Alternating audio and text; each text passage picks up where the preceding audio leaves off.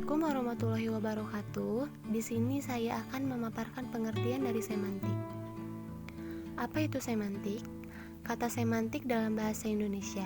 Jika dalam bahasa Inggris yaitu semantics. Adapun dalam bahasa Yunani yaitu sema. Kata benda yang berarti tanda atau lambang. Semantik merupakan bagian dari 3 tataran bahasa yang meliputi fonologi, morfologi, dan sintaksis.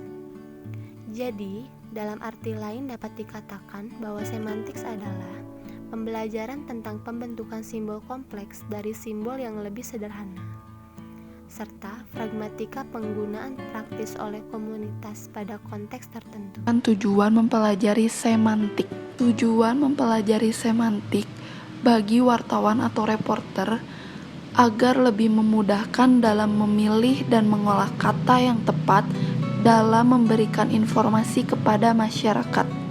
Tujuan mempelajari semantik bagi masyarakat awam untuk mengetahui makna dalam bahasa yang diucapkan agar mereka dapat paham dengan apa yang diucapkan oleh orang lain. Sebagai manusia bermasyarakat, tidak mungkin mereka bisa hidup tanpa memahami alam sekeliling mereka yang berlangsung melalui bahasa. Bagi mereka yang berkecimpung dalam penelitian bahasa, seperti mereka yang belajar di Fakultas Sastra pada suatu universitas, tujuan mempelajari semantik akan banyak memberi bekal pengetahuan yang bersifat teoritis kepadanya untuk dapat menganalisis bahasa-bahasa yang sedang dipelajarinya, atau menganalisis bahasa tertentu yang mungkin sedang ditelitinya. Sedangkan bagi seorang guru atau calon guru, baginya tujuan mempelajari semantik bersifat ganda, karena selain sifatnya teoritis, juga bersifat praktis. Bersifat teoritis karena dia sebagai guru bahasa harus pula mempelajari teori-teori semantik dengan sungguh-sungguh, karena akan menolongnya memahami bahasa yang akan diajarkannya. Dikatakan praktis karena memperoleh berupa kemudahan bagi dirinya dalam mengajarkan bahasa itu kepada murid-muridnya. Unsur-unsur semantik memiliki 3 unsur. Yang pertama, tanda dan lambang atau disebut dengan simbol. Tanda dan lambang merupakan 2 unsur yang ada dalam bahasa. Tanda dikembangkan menjadi sebuah teori yang dinamakan dengan semiotik. Semiotik memiliki 3 aspek yang berkaitan dengan ilmu bahasa, yaitu yang pertama, aspek sintaksis, yang kedua, aspek pragmatik, dan yang ketiga, aspek semantik. Selanjutnya, makna leksikal dan hubungan referensial. Leksikal ialah unsur yang melibatkan hubungan antara makna kata-kata yang akan dianalisis. Referensial ialah hubungan yang terdapat pada sebuah kata yang berhubungan antara kata, makna, dan sesuatu yang akan diacu. Selanjutnya, penamaan. Penamaan ialah suatu proses lambang atau simbol untuk menggambarkan suatu objek, proses, dan sebagainya. Nama atau label bisa digunakan untuk anak mulai belajar membaca atau mengenal sesuatu yang ia terima. Jenis makna. Yang pertama ada makna sinonim. Sinonim adalah satu kata dengan bentuk yang berbeda namun mempunyai arti makna yang sama. Sinonim juga sering disebut dengan padanan kata atau persamaan kata. Secara harfiah, kata sinonim berarti nama lain untuk benda atau hal yang sama. Contoh, Dita melihat neneknya meninggal dunia tadi malam. Maka sinonim dari kata meninggal dunia adalah mati.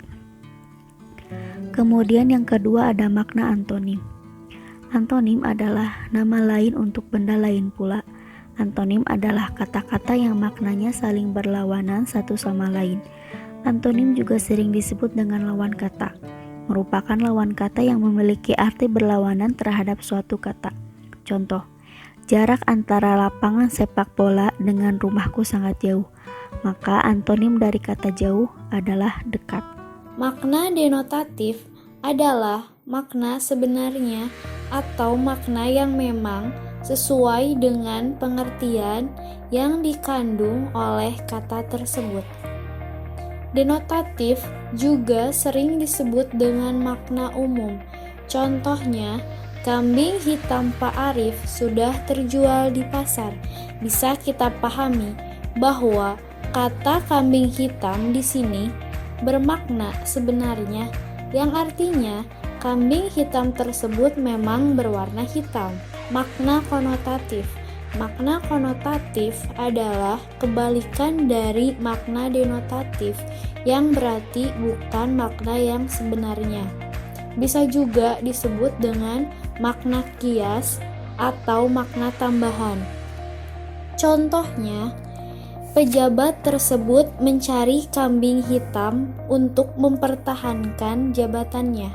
Bisa kita pahami bahwa kata kambing hitam di sini bukan makna yang sebenarnya, yang artinya kambing hitam adalah orang yang disalahkan.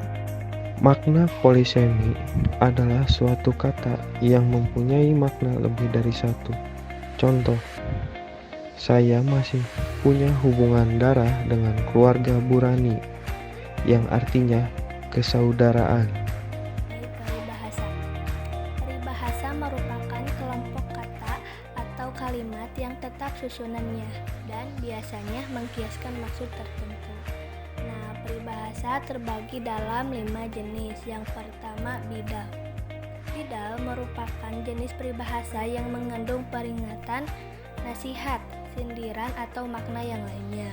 Contohnya, ada budi ada talas, yang artinya setiap perbuatan baik ada ganjarannya dan setiap perbuatan jahat ada pula balasannya. Yang kedua, pepatah. Pepatah merupakan jenis peribahasa yang mengandung nasihat atau ajaran. Contohnya, genggam bara api biar menjadi orang. Artinya, lakukan segala sesuatu dengan kesabaran agar menjadi hasil yang maksimal. Yang ketiga, perumpamaan. Perumpamaan adalah ibarat, persamaan, peribahasa yang berupa perbandingan. Contohnya, bagai air di daun talas, yang artinya dikiaskan kepada orang-orang yang tidak tetap hatinya atau pendiriannya. Maksudnya mudah berubah pendiriannya. Yang keempat, ungkapan. Ungkapan merupakan sebuah kalimat atau kata yang digunakan untuk menerangkan makna kiasan dari sesuatu. Contohnya, kuda hitam, yang artinya pemenang yang tidak diunggulkan. Yang kelima, pameo. Pameo merupakan jenis peribahasa yang bisa dijadikan sebagai semboyan untuk memotivasi dan membakar semangat bagi para khalayak. Contohnya, maju terus pantang mundur, yang artinya jangan menyerah dan terus berjuang. Terima kasih. Pengertian makna. Makna adalah pertautan yang ada di antara unsur-unsur bahasa. Makna hanya menyangkut intra bahasa. Sejalan dengan itu, bahwa mengkaji atau memberikan makna suatu kata ialah memahami kajian kata tersebut yang berkenaan dengan hubungan-hubungan makna yang membuat kata tersebut berbeda dari kata-kata lain. Dalam hal ini menyangkut makna leksial dari kata-kata itu tersendiri. Makna sebagai penghubung bahasa dengan dunia luar sesuai dengan kesepakatan para pemakainya sehingga dapat saling mengerti. Makna memiliki 3 tingkatan keberadaan, yakni pada tingkat pertama, makna menjadi isi dari suatu bentuk kebahasaan. Pada tingkat kedua, makna menjadi isi dari suatu kebahasaan. Pada tingkat ketiga, makna menjadi isi komunikasi yang mampu membuatkan informasi tertentu. Homonim. Homonim berasal dari 2 suku kata, yakni homo yang artinya sama dan onuma yang artinya nama. Jadi, homonim dapat diartikan sebagai kata yang bunyi dan tulisannya sama, tetapi memiliki makna yang berbeda. Berikut adalah contoh homonim. Contoh yang pertama yaitu bulan. bulan yang bermakna sebagai penyebutan periode dalam kalender, dan bulan juga dapat dimaknai sebagai satelit alam yang mengorbit pada bumi. Contoh yang kedua, hak. Hak yang bermakna sebagai kepunyaan atau milik, dan hak juga dapat dimaknai sebagai telapak sepatu pada bagian tumit yang tinggi. Contoh, saya akan membahas mengenai homograf. Homograf berasal dari dua suku kata, yaitu homo yang artinya sama dan graf yang berarti tulisan. Jadi, dapat diartikan homograf sebagai kata yang tulisannya sama tetapi bunyi dan maknanya berbeda. Berikut adalah contoh homograf. Contoh yang pertama yaitu tahu. Tahu yang bermakna sebagai mengerti atau mengenal sesuatu, dan tahu juga sejenis makanan yang dibuat dari kacang kedelai. Coba membahas homofon. Homofon berasal dari dua suku kata, yakni homo yang artinya sama dan foni yang artinya bunyi atau suara. Jadi, homofon dapat diartikan sebagai kata yang bunyinya sama tetapi tulisan dan maknanya berbeda. Berikut contoh homofon. Contoh yang pertama adalah sangsi. S-A-N-G-S-I dapat diartikan sebagai ekspresi keraguan, dan sanksi S-A-N-K-S-I dapat diartikan sebagai hukuman.